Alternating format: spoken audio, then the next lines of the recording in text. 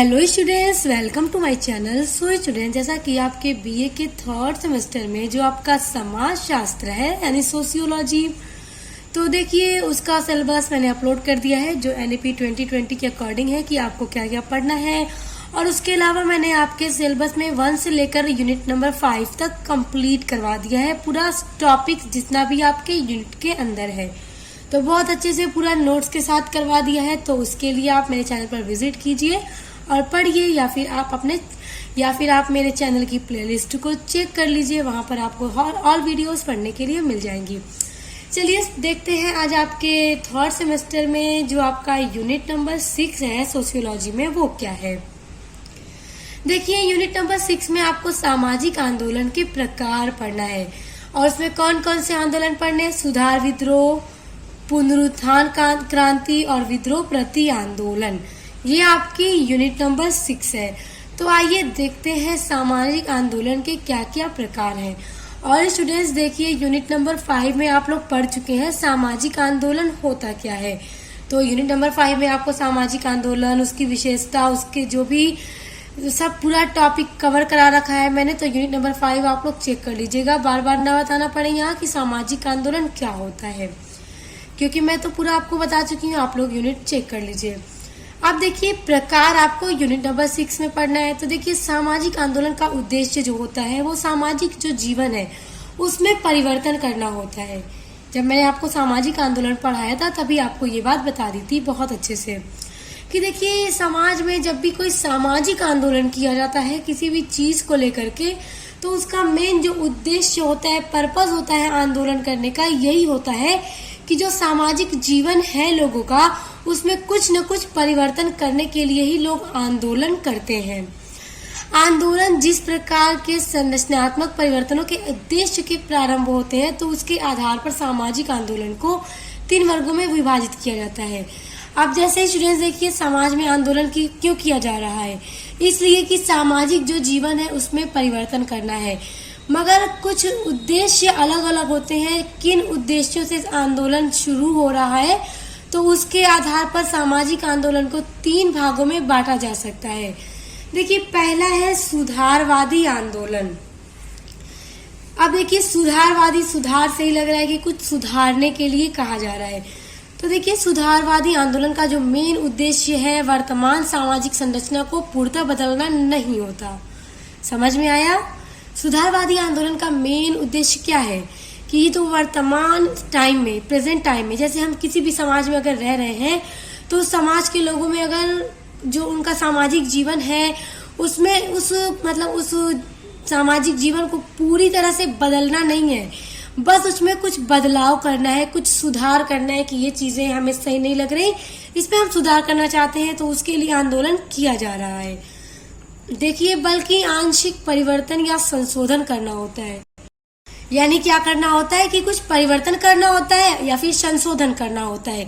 यानी समाज की पूरी अवस्था को बदलने के लिए सुधारवादी आंदोलन नहीं किया जाता, बल्कि इसलिए किया जाता है कि जो व्यवस्था वर्तमान टाइम में चल रही है समाज में, तो उसमें कुछ चीजें ऐसी हैं जिसमें संशोधन करना है, तो उसके लिए सुधारवादी आंदोलन किया जाता है। किसी विशेष प्रकार की कठिनाइयों को दूर करने के लिए भी सुधारवादी आंदोलन किए जाते हैं। अब जैसे सामाजिक जो जीवन चल रहा है लोगों का बहुत अच्छा है, बस उसमें कुछ ऐसी कठिनाइयां हैं जिससे लोग क्या है संतुष्ट नहीं है और उस कठिनाइयों को दूर करना चाहते हैं।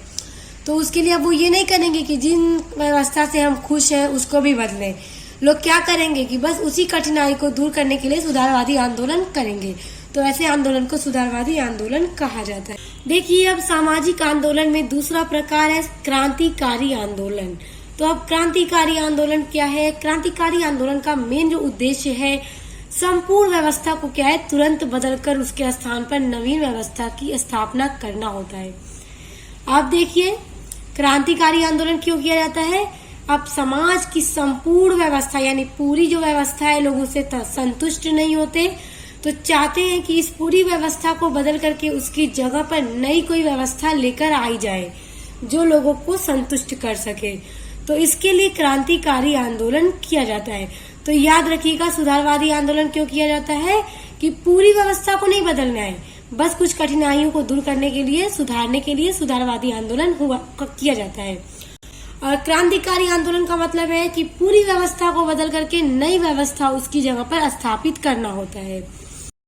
देखिए, विदेशी सत्ता को समाप्त करके स्वतंत्र राज्य की स्थापना के लिए किए जाने वाले आंदोलन या सामंतवादी या पूंजीवादी व्यवस्था का तथा सामाजिक संरचना को समाप्त करके नवीन सामाजिक व्यवस्था की स्थापना करने के लिए किए गए जाने वाले आंदोलन को क्रांतिकारी आंदोलन कहा जाता है। अब जैसे देखिए कि जो विदेशी सत्ता थी उसको समाप्त करके उसकी जगह पे एक स्वतंत्र राज्य की स्थापना करने के लिए जो आंदोलन किया गया वो कैसा आंदोलन है? क्रांतिकारी आंदोलन है। जैसे स्टूडेंट्स भारत छोड़ो जो आंदोलन था वो भी एक क्रांतिकारी आंदोलन का उदाहरण है, और उसके अलावा नक्सलवादी आंदोलन भी क्रांतिकारी आंदोलन का एक उदाहरण है। तो याद रख लीजिए कि क्यों किया जाता है कि पूरी व्यवस्था को बदलना होता है, एकदम संपूर्ण व्यवस्था को बदलने के लिए जो किया जाता है वो क्रांतिकारी आंदोलन होता है। अब देखिए, अगला जो आपके सामाजिक आंदोलन का प्रकार है वो है पुनरुत्थानवादी आंदोलन। अब इसको समझिए। देखिए, इस आंदोलन में जनता अपने इतिहास के पुराने आदर्शों और मान्यताओं के आधार पर नवीन समाज की संरचना करना चाहती है। अब देखिए, पुनरुत्थानवादी आंदोलन क्या होता है कि अब जो जनता है वो अपने पुराने आदर्श और मान्यता के आधार पर नई समाज की रचना करना चाहती है। जैसे सुधारवादी में सुधार करना होता है। क्रांतिकारी का आंदोलन का मतलब पूरी व्यवस्था को बदल करके नई व्यवस्था उसकी जगह पे स्थापित करना होता है। लेकिन पुनरुत्थानवादी आंदोलन में क्या होता है कि जो जनता है वो ये आंदोलन इसलिए करती है कि इतिहास में मतलब जनता को ऐसा लग रहा होगा कि मतलब हमसे पहले इतिहास में इस समाज में इस तरह का मतलब व्यवस्था थी, तो हम ये व्यवस्था हमें अच्छी लगती है, हम इससे संतुष्ट रह सकते हैं। तो उसके लिए उस हिसाब से वो मतलब अपने इतिहास के पुराने आदर्शों और मान्यताओं के आधार पर अगर एक नए समाज की रचना करना चाहती है तो उसके लिए जो आंदोलन किए जाते हैं वो कहे जाते हैं पुनरुत्थानवादी आंदोलन। इस प्रकार के आंदोलन को राष्ट्रवादी आंदोलन भी कहा जाता है। किस प्रकार के आंदोलन को? पुनरुत्थानवादी आंदोलन को राष्ट्रवादी आंदोलन भी कहा जाता है, क्योंकि प्राय प्रत्येक राष्ट्रवादी आंदोलन में भूतकाल के उत्तम और महत्वपूर्ण आदर्शों को पुनर्स्थापना करने का उद्देश्य निहित होता है। अब देखिए, जैसे भूतकाल में ऐसा कोई मतलब व्यवस्था रही हो जो बहुत ही उत्तम थी, बहुत महत्वपूर्ण थी, बहुत अच्छे आदर्श, बहुत अच्छी थी, तो उसी को पुनः स्थापित करना होता है अपने समाज में। जनता चाहती है कि हम इस व्यवस्था को पुनः अपने समाज में स्थापित कर ले। तो इस तरह का जो आंदोलन होता है वो कैसा आंदोलन होता है? पुनरुत्थानवादी आंदोलन। जो मतलब पहले हो चुके जो व्यवस्था को जो जनता को पसंद हो, अच्छी हो, उत्तम हो, आदर्शवादी हो, तो ऐसे कल्चर को फिर से वो अपने समाज में लाना चाहती है, वैसी व्यवस्था अपने समाज में बनाना चाहती है, ऐसी समाज की रचना करना चाहती है भूतकाल के मतलब समाज को देख करके, उसके आदर्शों को देख करके। तो आई होप आपको ये समझ में आ गया होगा कि पुनरुत्थानवादी आंदोलन क्या है, कि जिसमें भूतकाल के अच्छे समाज को देख करके, आदर्श समाज को देख करके जनता वर्तमान में भी उसकी रचना अपने समाज में करना चाहती है। सुधारवादी आंदोलन भी समझ में आ गया कि पूरा नहीं बदलना होता है, बस कुछ सुधार करने के लिए, कुछ कठिनाइयों को दूर करने के लिए समाज से सुधारवादी आंदोलन चलाए जाते हैं। और क्रांतिकारी आंदोलन का मतलब होता है ये इस उद्देश्य किया जाता है कि समाज की पूरी व्यवस्था को बदल करके उसके स्थान पर नई व्यवस्था को लेकर आया जाए। तो ये 3 तरह के आंदोलन जो आपके सिलेबस के बहुत इंपॉर्टेंट आंदोलन है, तो इनको आई होप बहुत अच्छे से आप समझ गए होंगे और अब आपके एग्जाम में पूछा जाए तो आप इसको लिख सकेंगे, उम्मीद करती हूँ मैं। तो इसको बहुत अच्छे से स्टूडेंट्स तैयार कर लीजिएगा। आपके एग्जाम में अक्सर सामाजिक आंदोलन और क्या है और सामाजिक आंदोलन के प्रकार पूछा जाता है और सामाजिक आंदोलन की विशेषताएं या तत्व पूछे जाते हैं, जो कि मैं पहले वाली वीडियो में यूनिट नंबर 5 में कंप्लीट करवा चुकी हूँ। तो आप लोग उसके लिए पूरे प्लेलिस्ट को ओपन कीजिए, देखकर पढ़ लीजिएगा। तो अब मिलते हैं नेक्स्ट वीडियो के साथ।